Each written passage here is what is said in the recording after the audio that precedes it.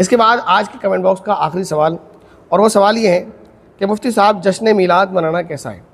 تو دیکھیے شارٹ میں بات کروں گا، لمبی بات کروں گا تو تفصیل ہو جائے گی، لوگ ادھر سے دلیل دیتے ہیں ادھر سے دلیل دیتے ہیں۔ جشن میلاد النبی کے ثبوت پر جتنی بھی دلیلیں لوگ پیش کرتے ہیں کہ بھئی قرآن سے یہ دلیل ہے، کہ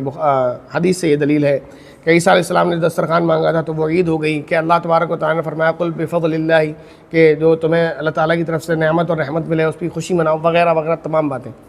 اس پر میرا صرف ایک سوال ہے کہ اگر یہ واقعی ثبوت آپ کا قرآن اور حدیث میں موجود ہے تو مجھے یہ بتا دیں کہ صحابہ نے پھر اس کو کیوں نہیں کیا؟ اگر یہ قرآن سے ثابت ہے اور حدیث سے ثابت ہے تو بس اتنا بتا دیجئے صحابہ نے کیوں نہیں کیا۔ اگر انہوں نے نہیں کر کے غلط کیا تھا تو بتا دیں آپ،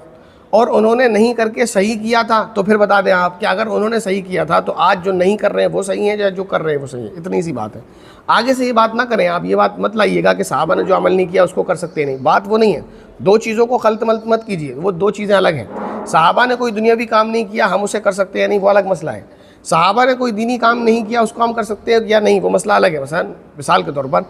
آپ مان لیجئے، ایک فرض کر رہا ہوں میں، کہ صحابی سے کوئی ایسا عمل آپ ثابت کر دیں خیر کا جو آپ شروع کریں، مثلا یتیموں کو، حالانکہ نہیں ہے کوئی ایسا عمل میں سمجھتا ہوں، یا جو بھی آپ ثابت کریں اس کا کوئی نہ، اگر وہ خیر کا کام ہے تو اس کا کوئی نہ کوئی ثبوت آپ کو ملے گا، صحابہ کے دور میں اس کا عمل ثابت ہوگا، ایسا نہیں مل سکتا۔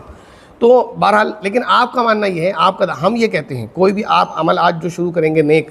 اس کی اصل کہیں نہ کہیں آپ کو صحابہ کے عمل میں دیکھنے کو مل جائے گی کسی نہ کسی طریقے سے۔ جیسے مدارس کا قیام ہے، آپ کہیں گے کہ مدرسے کا ثبوت کہاں ہے؟ تو دار ارقم جس کو نبی پاک صلی اللہ علیہ وسلم نے خود قائم کیا تھا، وہاں نبی پاک صلی اللہ علیہ وسلم پڑھاتے تھے اور صحابہ سیکھتے تھے، تو ثبوت موجود ہے، آپ اس طرح کی باتیں مت کیجیے گا۔ تو کہنے کا مقصد یہ ہے، آپ کا دعویٰ یہ ہے کہ قرآن سے میلاد ثابت ہے، آپ کا دعویٰ یہ ہے کہ حدیث سے میلاد ثابت ہے، تو ہمارا سوال بس اتنا سا ہے آپ سے ادب کے ساتھ کہ جب قرآن سے ثبوت ہے تو قرآن صحابہ کے زمانے میں موجود تھا، حدیث سے اس کا ثبوت ہے، حدیثیں موجود تھیں، تو کیا وجہ ہے کہ ایک بھی صحابی سے یہ ثابت نہیں کہ انہوں نے اپنے گھر پر جھنڈے لگائے ہوں، ایک بھی صحابی سے ثابت نہیں، حالانکہ اس زمانے میں جھنڈے موجود تھے، یہ مت کہیے گا جھنڈے موجود نہیں تھے، ایک بھی صحابی سے یہ ثابت نہیں کہ انہوں نے اپنے گھر پر چراغاں کیا ہو، موم بتی جلائی ہو، چراغ جلایا ہو، ایک بھی صحابی سے ثابت نہیں کہ انہوں نے 12 ربیع الاول کے دن نعرے لگاتے ہوئے گلیوں سے جلوس نکالا ہو، ایک بھی صحابی سے ثابت نہیں جو آپ عمل 12 ربیع الاول کو کرتے ہیں آپ کو منہ مانگا انعام دیا جائے گا اگر آپ ایک بھی صحابی سے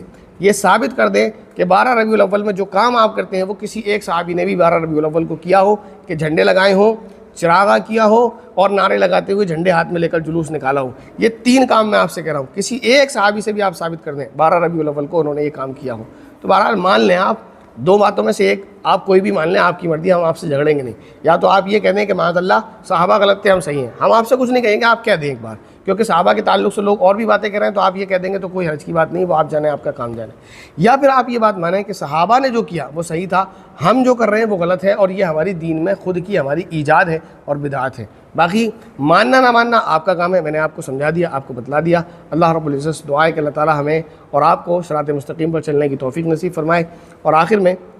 میں آپ تمام بہن اور بھائیوں سے یہ کہنا چاہوں گا کہ یہ سلسلہ جو ہے ہمارا انشاءاللہ اب کنٹینیو رہے گا، لیکن کبھی یہ ویڈیو آپ کو فرائیڈے میں دیکھنے کو ملے گی تو کبھی سنڈے میں، تو اس سے پریشان نہ ہوئیے گا، اگر فرائیڈے میں نہ آئے تو سنڈے میں آپ کو ضرور ملے گی۔ باقی رہے آپ کے سوالات تو آپ کمنٹ کرتے رہیں، جو سوال آپ کے ذہن میں آئے، جو کوئی بہن بھائی آپ سے پوچھے، کیونکہ سوال کا پوچھنا یہ بھی ثواب کا کام ہے، کیونکہ سوال جو ہے یہ آدھا علم ہوتا ہے۔ آپ سوال پوچھیں گے، آپ کو سوال کا جواب ملے گا، آپ کے علم میں اضافہ ہوگا، اور وہ سوال جس کے تک پہنچے گا، جس تک اس کا جواب پہنچے گا، اس کی رہنمائی ہوگی اور اس کے مطابق وہ عمل کرے گا، اس کا ثواب آپ کو پہنچے گا۔ تو لہذا سوالات کرتے رہیں اور اپنے اور ہمارے علم میں اضافے کا ذریعہ بنیں۔ اللہ رب العزت سے دعا ہے کہ اللہ تعالیٰ ہماری اور آپ کی دینی خدمات کو قبول فرمائے، آمین۔ السلام علیکم ورحمۃ اللہ۔